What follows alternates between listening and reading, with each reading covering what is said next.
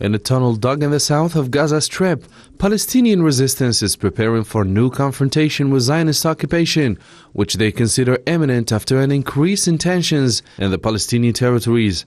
On the surface, nothing seems like it, but deep in a wooded area near Khan Yunis, 7 masked men in fatigues armed with machine guns and rocket launchers rush into a discreet hole at the foot of Sandy Hill, the gateway to a secret tunnel. We have offensive and defensive tunnels. Defensive tunnels are the ones we use to hide from reconnaissance, planes, and Zionist spy systems. The offensive tunnels guarantee us a wide area of incursion into our occupied lands to repel invasions and capture soldiers. The tunnel is considered a strategic weapon for the Palestinian resistance. It is an important and dangerous weapon that creates fear and terror for the Zionists, whether soldiers or settlers.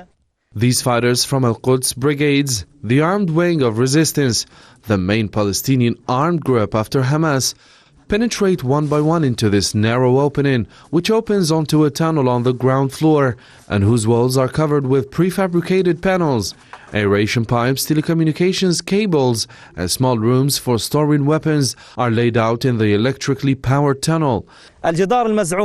In the coming days, we will let them know about the resistance capabilities and Al-Quds Brigade to penetrate this so-called wall that the occupation army claims to have built in the eastern Gaza Strip.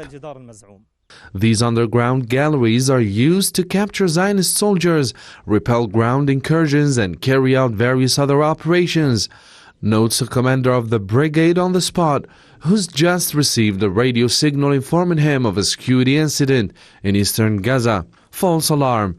To circumvent the enemy's blockade against Gaza, put in place after the seizure of power by Hamas in 2007, the Palestinians had multiplied the tunnels under the border with Egypt in order to bring in weapons and ammunition. Since the end of March, following 2 deadly attacks carried out in Tel Aviv region, Zionist army has stepped up operations in Jenin, a sector in the north of the West Bank. We have 24 hours a day inside the tunnels. The jihadists of Al-Aqsa brigades of the Palestinian resistance are constantly working on developing its objective. The occupation claimed to have targeted these tunnels during the Battle of Saif al-Quds. We confirm that this claim is incorrect.